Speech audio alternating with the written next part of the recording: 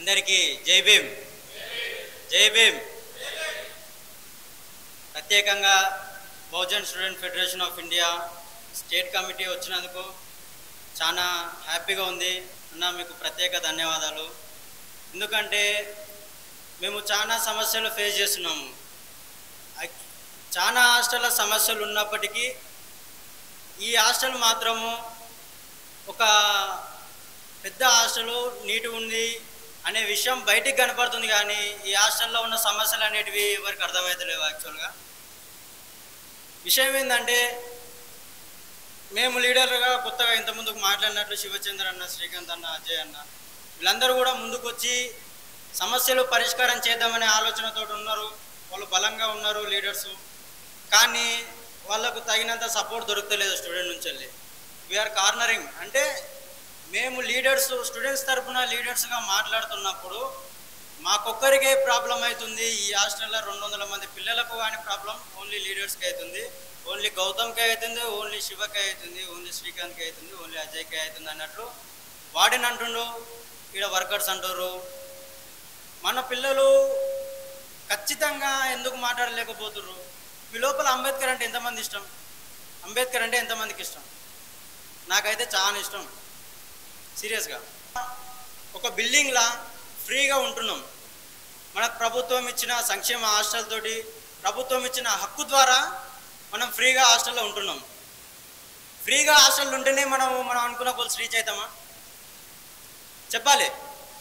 కేవలం ఒక భవనం ఇచ్చి ఆ భవనంలో ఉండుర్రి ఉంటే సరిపోతుందా? మనం మన గోల్స్ రీచ్ కావాలంటే మనం కంఫర్ట్గా ఉండాలి. మనం కంఫర్ట్గా ఉండాలంటే మనకు మంచి నిద్ర ఉండాలి, నీళ్ళు ఉండాలి, మంచి ఆహారం ఉండాలి, మంచి న్యూట్రిషియస్ ఫుడ్ ఉంటేనే మనం అనుకున్న గోల్స్ మీద ఫోకస్ చేయగలుగుతాం. మనం అనుకున్న గోల్స్ని రీచ్ కాగలుగుతాం. అవునా కాదా? నిజమా కాదా? అన్నం తినకుండా చదువుకుంటుంటే జాబ్ వస్తుందా? మనం చదవాలంటే మన మైండ్ కరెక్ట్ ఉండాలి. మన మైండ్ కరెక్ట్ ఉండాలంటే మన శరీరానికి కావాల్సిన న్యూట్రిషన్స్, మినరల్స్ అన్నీ కావాలి. అవునా కదా? మనకు ప్రభుత్వం ఇస్తుంది. ప్రభుత్వం మనకు ఒక బడ్జెట్ కేటాయించి ఆ బడ్జెట్ ద్వారా మనకి ఏమేం కావాలి, రోజు గుడ్డు వస్తుంది, పండు వస్తుంది. అవునా కదా? న్యూట్రిషన్స్ వస్తాయి, ప్రోటీన్స్ వస్తాయి. అంతే కదా? ఇట్లాంటివి మనకు గవర్నమెంట్ మనకు కల్పించింది. అయినప్పటికీ మనకు అందుతలేవు. మనకు తగినంత న్యూట్రిషియస్ ఫుడ్ అందుతలేదు, తగినంత ప్రోటీన్ ఉన్న ఫుడ్ అందుతలేదు. కారణం ఏమైనప్పటికీ ఈ ప్రాబ్లమ్స్ ద్వారా ఎఫెక్ట్ అయ్యేది ఎవరు? ఇప్పుడు నేను ఎఫెక్ట్ అయినా అనుకో, ఇప్పుడు నాకు ఫుడ్ మంచిగా లేదు, నేను కంఫర్ట్గా ఫీల్ అయితే లేను, కానీ ఇక్కడికి వచ్చిన హాస్టల్లో ఉంటున్నా, నాకు ఇవన్నిటి ప్రాబ్లమ్స్ వల్ల నేను మంచిగా చదవలేకపోతే ఎవరికి ప్రాబ్లం? నాకు ప్రాబ్లం, నా ప్రాబ్లంకి మా పేరెంట్స్కి ప్రాబ్లం, ఈ సమాజానికి కూడా ప్రాబ్లమే. అవునా కాదా?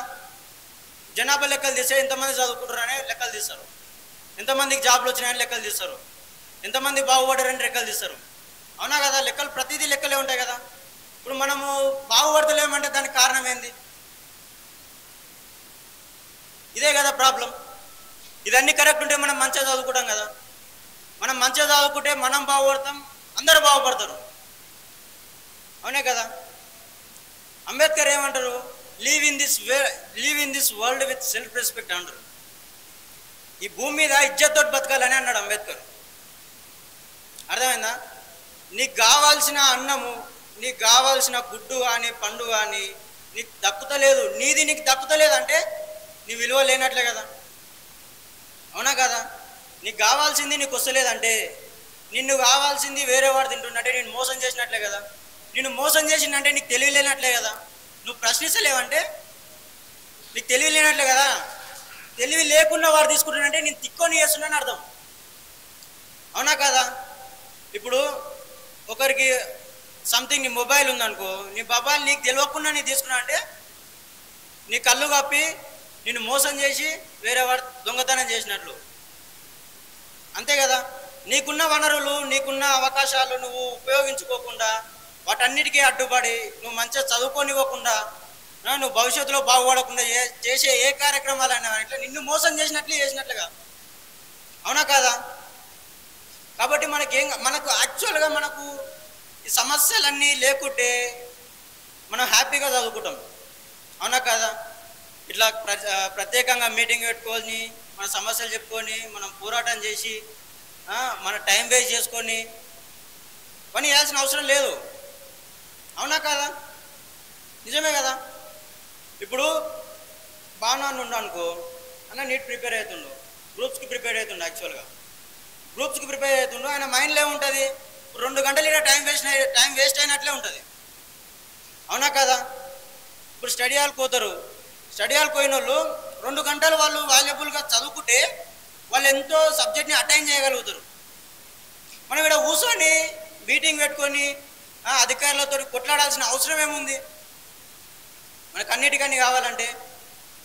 కానీ ప్రాబ్లమ్స్ ఉన్నా కానీ ఇట్లా కొట్లాడకపోతే మనం ఇజ్జత్ బతుకుతలేననే అర్థం, అవునా కదా?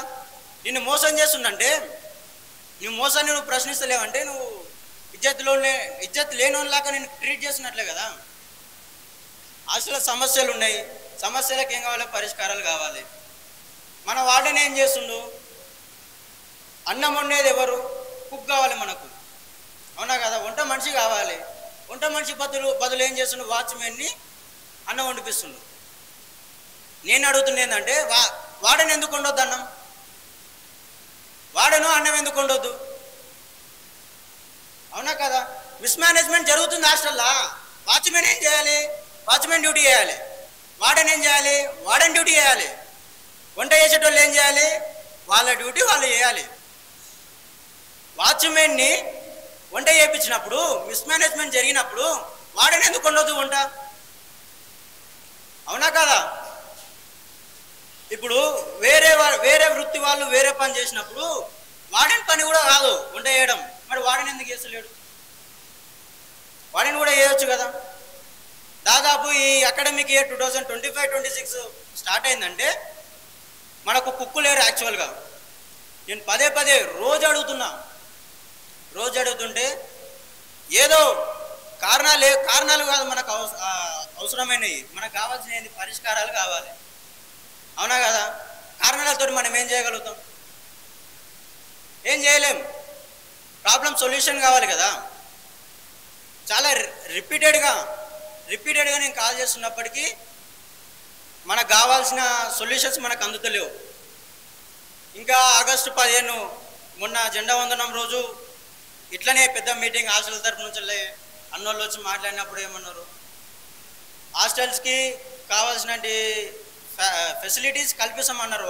ఏంది ఓనర్తో మాట్లాడతామన్నారు, ఓనర్ రాలేదు, ఓనర్ని రప్పిస్తామని చెప్పిండు. Whatever the discussion between them, but we are not getting solutions. అందుకనే కదా ఇప్పుడు వార్డెన్ తోటి మనకు సొల్యూషన్స్ అయిన ఉంటే మనం బిఎస్ఎఫ్ఐని అప్రోచ్ అయిన ఉంటే కాకుండా కదా. ఆయనతోటే అయినప్పుడు మన మధ్యలో అయినప్పుడు సొల్యూషన్స్ అయితే లేవు. అందుకనే మాకు స్టూడెంట్ యూనియన్ నుంచి వెళ్ళి మనం అప్రోచ్ అవుతున్నాం, అంతే కదా. ఇప్పుడు కూడా మనం సపోర్ట్ చేయలేకపోతే మనము ఆల్రెడీ మూర్ఖులుగా ట్రీట్ చేయబడుతున్నాం. మన హక్కులు మనకు వస్తలేమంటే, మనం చేతగానులం అయిపోతున్నాం, మనం పోరాడతలేమంటే ఇంకా దిగజారిపోయినట్లయితుంది. అందుకని అంబేద్కర్ ఎంతమందికి ఇష్టం అన్న, అంబేద్కర్ ఒక్కడు పోరాడకపోతే సమాజం ఇట్లా అయినుంటా. నాకంటే విపరీతంగా ఇష్టం అంబేద్కర్ అంటే. నా లోపల కూడా అంబేద్కర్ ఉన్నాడు, మనం ఎందుకు ఫీల్ అవ్వద్దు,